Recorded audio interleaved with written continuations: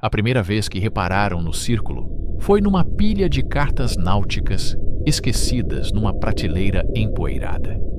Em 1942, um cartógrafo ligado a um gabinete naval alemão em Hamburgo foi encarregado de compilar dados de declinação magnética de vários teatros de operações.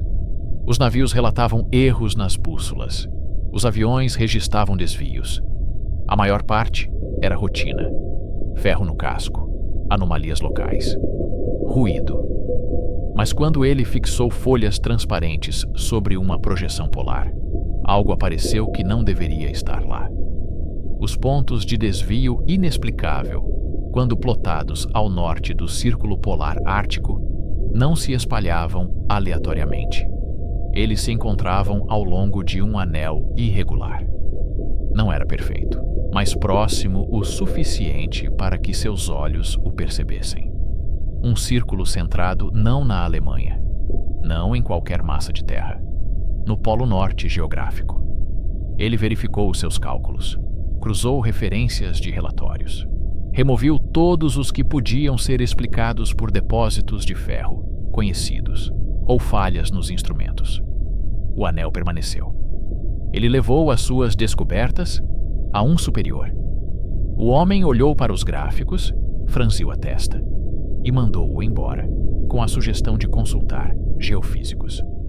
O cartógrafo fez o que lhe foi pedido. Ele levou as suas folhas transparentes pela cidade, até um instituto, onde homens de jaleco branco mediam o campo magnético da Terra.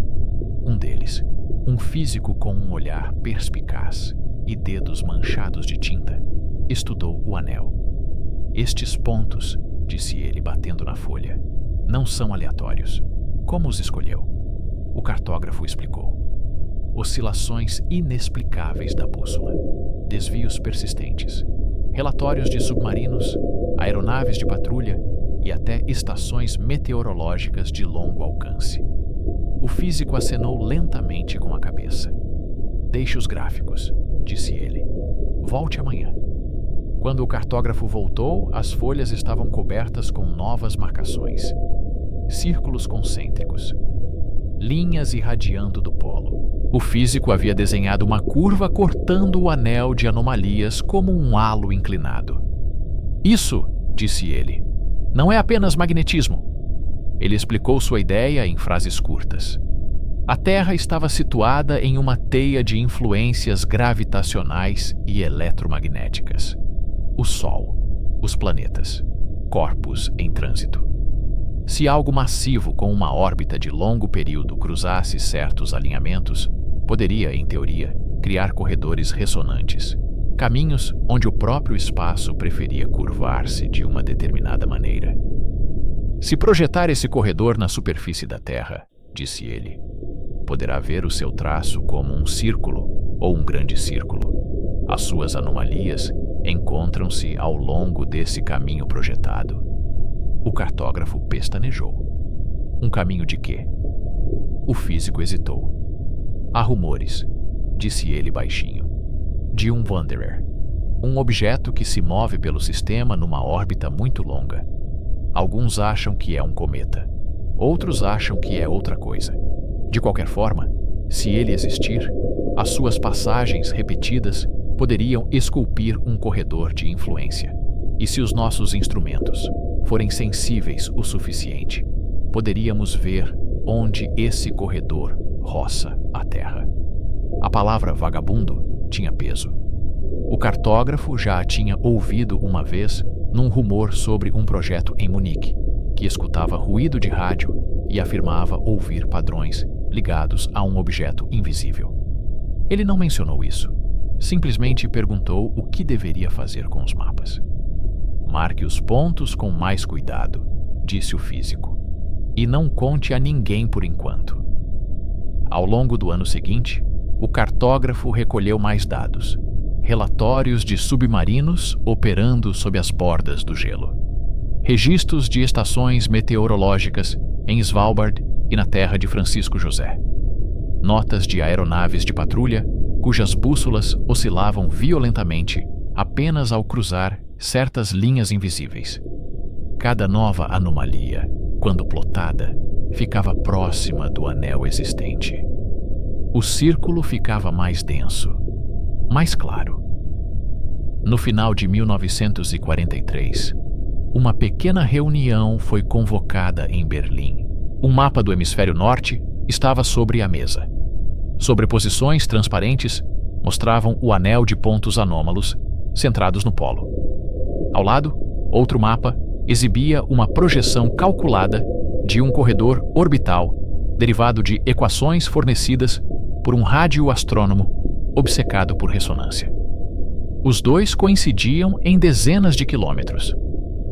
Este corredor, disse o astrônomo, traçando a linha com o dedo, é a pegada do caminho que o nosso Wanderer percorre quando a sua influência gravitacional, combinada com os planetas exteriores, atinge o máximo à distância da Terra. O oficial da SS que presidiu a reunião falou pouco. Ele tinha sido informado com antecedência. O que lhe interessava não era a elegância da matemática, mas a implicação. Você está a dizer, disse ele, que nesses lugares ele bateu no anel. É possível entrar em contato com essa rede que você sempre menciona. O astrônomo escolheu as palavras com cuidado. Se o sistema solar se comporta como uma estrutura ressonante, disse ele, então certos locais na Terra estão mais intimamente ligados a essa estrutura. Nesses pontos, um sinal injetado pode viajar ao longo do corredor com menos perda. Da mesma forma, sinais do exterior podem ser recebidos mais facilmente. Pontos de contacto. A frase ficou gravada. Eles não falavam mais da Terra Oca. Essa ideia tinha sido brincada em certos círculos. Mitos de mundos internos, aberturas polares. Tinha inspirado expedições loucas e diagramas estranhos. Mas o novo modelo não precisava de buracos na rocha. Precisava de alinhamento no espaço. Não estamos à procura de portas para o planeta, disse o oficial da SS. Estamos à procura de tomadas no campo. O anel de anomalias foi dividido em segmentos. Alguns ficavam sobre o oceano aberto, coberto de gelo. Outros atravessavam ilhas e cabos. Alguns tocavam terra ao alcance das operações alemãs. Esses pontos foram circulados no mapa. Uma diretiva foi emitida.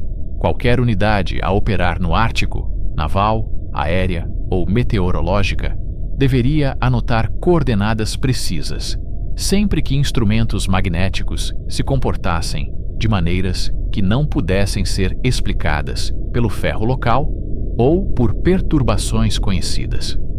Foi dada especial importância às leituras perto dos setores pré-marcados do anel. Em poucos meses, os relatórios chegaram.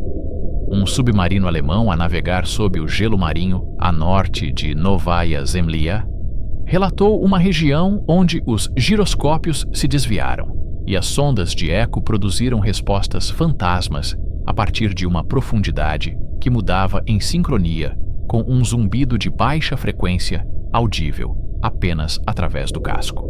Uma estação meteorológica na Groenlândia Oriental registrou uma noite em que as cortinas aurorais se transformaram num feixe estreito e focado, alinhado com uma direção que cruzava o anel num ponto marcado. Um avião de reconhecimento de longo alcance da Noruega relatou um trecho onde a estática inundava todos os rádios, não gradualmente, mas em uma parede repentina encontrada exatamente no círculo previsto, e desaparecendo com a mesma intensidade além dele. Cada incidente, quando marcado no mapa polar, caía sobre ou perto da projeção do corredor. O físico refinou o seu modelo. Ele imaginou o corredor como um touro envolvendo a Terra, alinhado não com o Equador, mas com o caminho invisível do Wanderer, enquanto ele percorria as órbitas planetárias. Onde esse touro cruzava a superfície da Terra, a geometria do campo mudava o suficiente para puxar agulhas, distorcer ondas e, talvez, dar uma base para sinais distantes.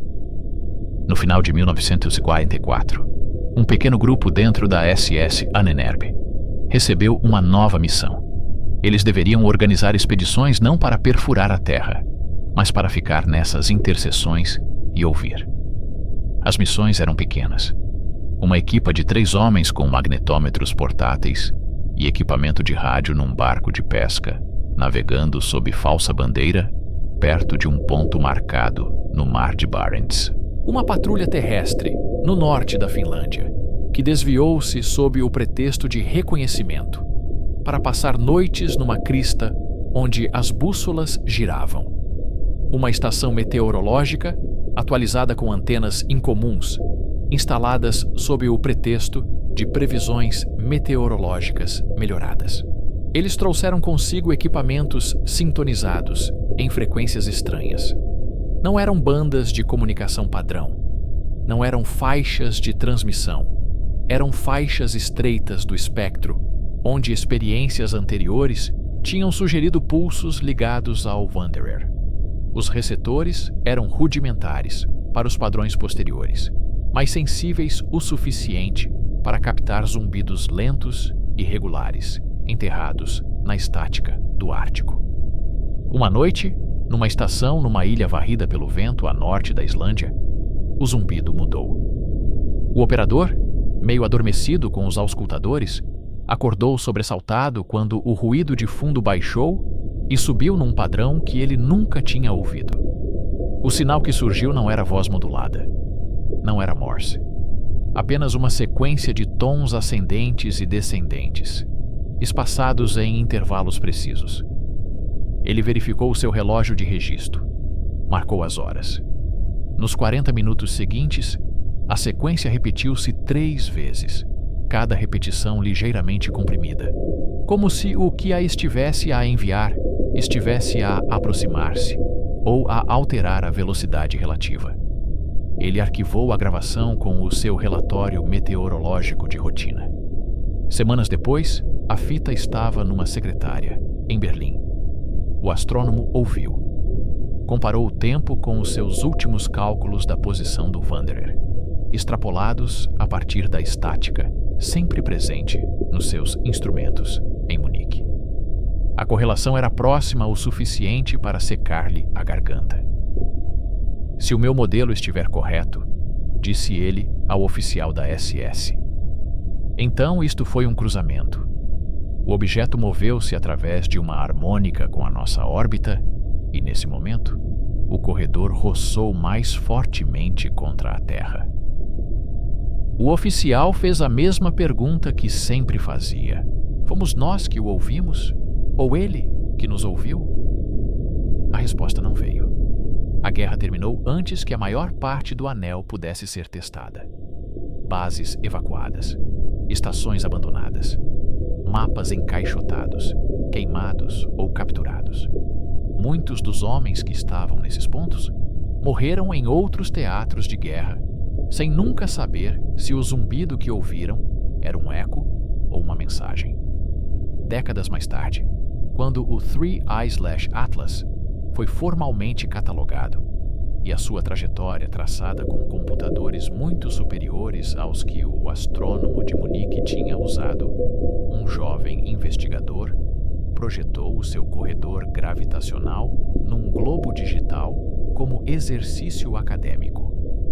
O círculo que apareceu em torno do polo parecia estranhamente familiar às folhas transparentes sobrepostas que outrora repousavam sobre uma mesa em Hamburgo. Num arquivo silencioso, alguém abriu um arquivo antigo, marcado com uma espiral, e encontrou o anel desbotado de anomalias.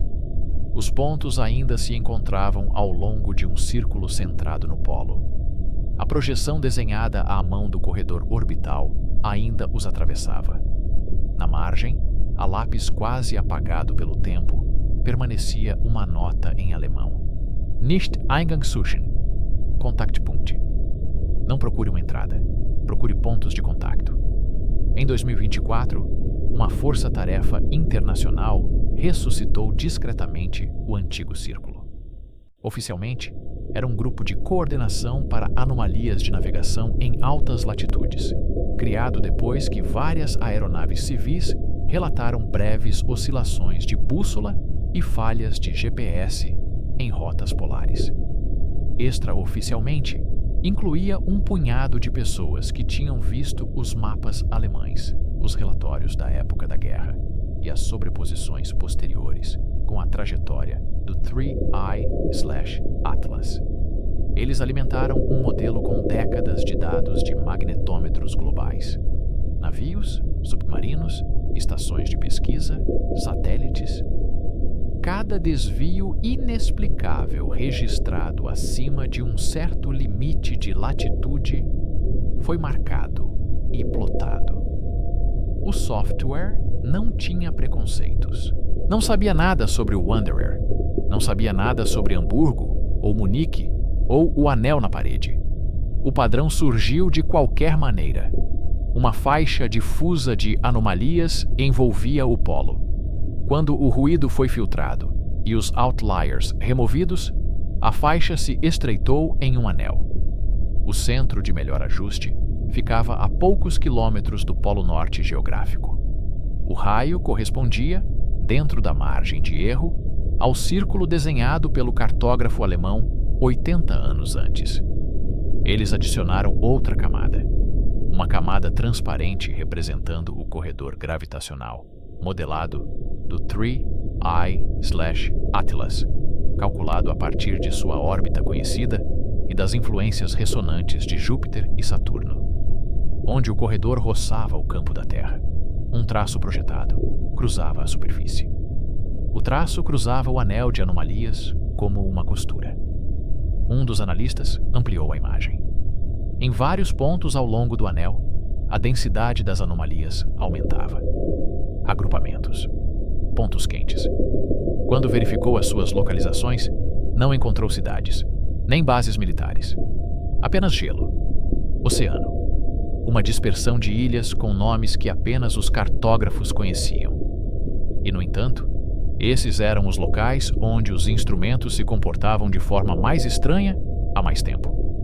A força-tarefa dividiu o anel em setores e atribuiu cada um a uma nação participante, com presença no Ártico. A Noruega ficou com um segmento sobre o Mar de Barents. O Canadá ficou com outro sobre o Beaufort. A Rússia ficou com um longo arco acima do Kara e do Laptev. Os Estados Unidos ficaram com uma seção ao norte do Alasca. Cada nação concordou, no papel, em realizar levantamentos geomagnéticos aprimorados em seu setor. A formulação era branda, a intenção não. Na prática, os voos de pesquisa começaram a transportar equipamentos que pareciam padrão, mas estavam sintonizados em bandas estreitas, identificadas em antigos estudos de ressonância. Acampamentos no gelo instalaram sismômetros com firmware projetado para sinalizar vibrações rítmicas em vez de tremores aleatórios. Boias oceânicas, ostensivamente medindo temperatura e salinidade, abrigavam bobinas de indução sensíveis a oscilações lentas do campo. Durante meses, o anel permaneceu silencioso. Então, o 3I/Atlas chegou a um ponto em sua trajetória de saída, em que sua relação angular com a Terra e Júpiter correspondia a uma das configurações ressonantes, anotadas nos cadernos de Werner Heisner. A mudança era invisível a olho nu. O cometa era um ponto distante atrás de cortinas de poeira interplanetária. Mas ao longo do anel, os instrumentos se agitaram. Uma estação flutuante russa registrou uma inclinação suave e repetitiva num magnetômetro suspenso, oscilando uma fração de grau para a frente e para trás num período de exatamente 600 segundos. Um sismômetro de um acampamento canadiano no gelo captou um zumbido no mesmo período, lento demais para ser tectônico, subindo e descendo como um batimento cardíaco enterrado.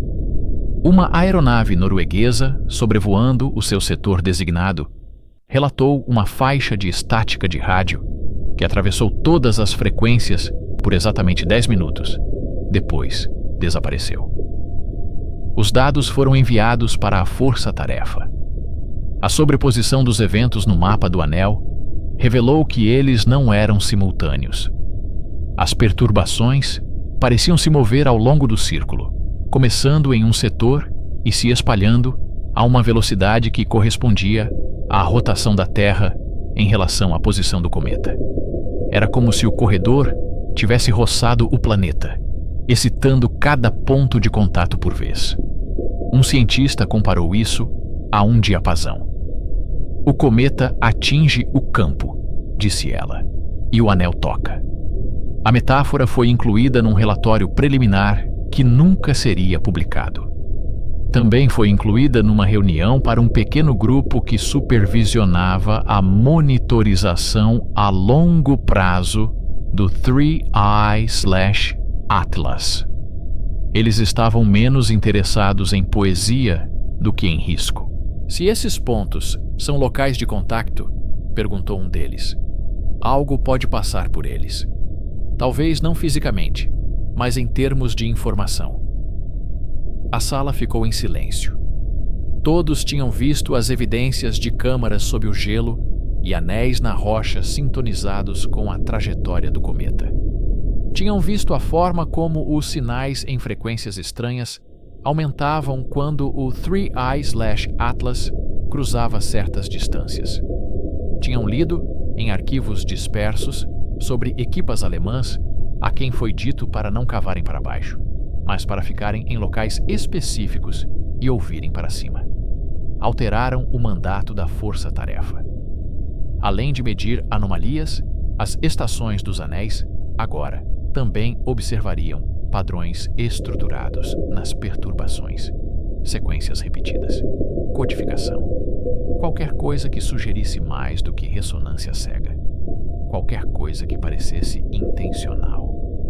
Os meses passaram. O cometa recuou. O anel se acalmou, mas os instrumentos permaneceram no lugar.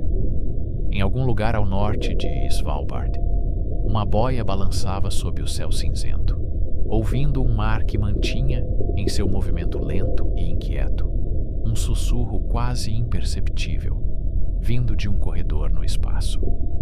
Sob o gelo de um bloco flutuante, um magnetômetro pendia em uma tenda imóvel, esperando que sua agulha começasse novamente seu movimento suave e impossível. Em um relatório escrito tarde da noite, um membro da força-tarefa resumiu a situação em uma única frase. Mapeamos os locais onde o nosso mundo é mais fino em relação à rede a que pertence o 3I/Atlas, escreveu ela. Já não nos questionamos se o anel é real. Estamos apenas à espera de saber se é apenas uma cicatriz passiva de passagens repetidas ou um conjunto de pontas de dedos deliberadamente colocadas a pressionar quando o cometa passa e o corredor se abre. No inverno de 2025, uma companhia aérea comercial que voava por um atalho polar da Europa para a América do Norte apresentou um relatório de incidente de rotina que não permaneceu rotineiro por muito tempo. O comandante observou um período de 3 minutos, durante o qual as bússolas magnéticas, principal e secundária, se desviaram 8 graus para leste. Depois voltaram ao normal, enquanto o GPS perdeu momentaneamente o sinal dos satélites e depois o recuperou como se nada tivesse acontecido. O céu estava limpo. Não houve tempestades solares. A aeronave nunca se desviou da sua rota, mas a marca temporal colocou a perturbação exatamente quando o avião cruzou a faixa de latitude, onde o anel de anomalia havia sido desenhado décadas antes. O incidente juntou-se a uma pilha crescente de relatórios semelhantes. Um drone de pesquisa sobre o Oceano Ártico perdeu brevemente a referência inercial e teve de ser reiniciado. Uma plataforma de perfuração offshore registrou falhas simultâneas em 2 sistemas de navegação independentes, enquanto uma vibração baixa e inaudível fazia o café ondular nas chávenas.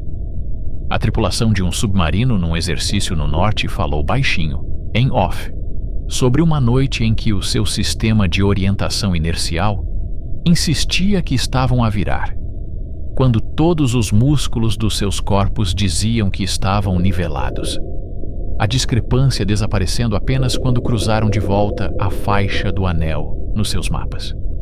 Os engenheiros podiam explicar cada caso individualmente. Bugs de firmware, peculiaridades ionosféricas, erros de percepção humana. Mas quando um analista colocou todos os registros de tempo e coordenadas sobre as passagens modeladas do 3I/Atlas, um padrão formou-se como uma marca d'água sob o ruído. As falhas concentraram-se nos dias em que o cometa cruzou ângulos ressonantes específicos e quase nunca quando não o fez. A curva de sua trajetória pelo espaço e o anel ao redor do polo na Terra pareciam manter um ritmo que apenas algumas pessoas estavam a contar. Numa reunião segura, alguém propôs um teste que deixou a sala desconfortável. Em vez de esperar passivamente pela próxima passagem pelo corredor, eles poderiam tentar falar primeiro. Uma série de pulsos magnéticos de baixa frequência e padrão rígido poderia ser gerada em um dos locais do anel, sincronizada para coincidir com uma janela de ressonância prevista. Os pulsos codificariam uma sequência simples, uma contagem de números primos, uma assinatura universal de inteligência, lançada não para o espaço, mas para as próprias linhas de campo que o corredor deveria percorrer.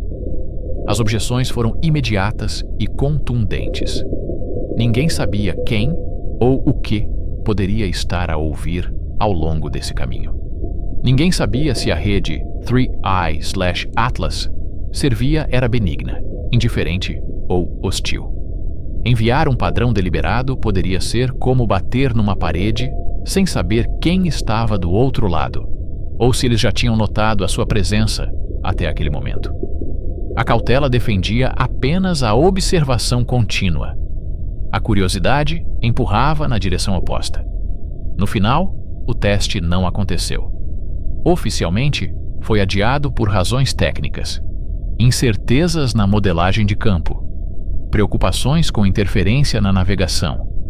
Extraoficialmente, uma frase curta em um registro privado carregava o verdadeiro peso. Não estamos prontos para nos anunciar em uma linguagem que eles já possam entender melhor do que nós. Em vez disso, a força-tarefa refinou seus sensores, melhorou seus filtros e esperou pela próxima vez que o arco lento do cometa aproximasse o corredor o suficiente para fazer o anel tremer novamente. O círculo de anomalias em torno do polo permaneceu invisível em qualquer mapa público. As companhias aéreas continuavam a sobrevoá-lo. Os quebra-gelos continuavam a abrir caminho através dele. Os satélites continuavam a passar por cima sem comentários. Mas para o pequeno número de pessoas que traçaram as linhas dos mapas alemães aos instrumentos modernos e à órbita computada do 3I/Atlas, cada pequena falha nessas latitudes tinha um peso diferente. Para elas, o anel não era mais apenas uma curiosidade do geomagnetismo. Era um conjunto de pontos de contato na pele do mundo. Lugares onde, quando o cometa mensageiro passava pelo seu antigo corredor, a estrutura silenciosa entre a Terra e o que quer que estivesse por trás da rede ficava fina o suficiente para sentir algo pressionar de volta.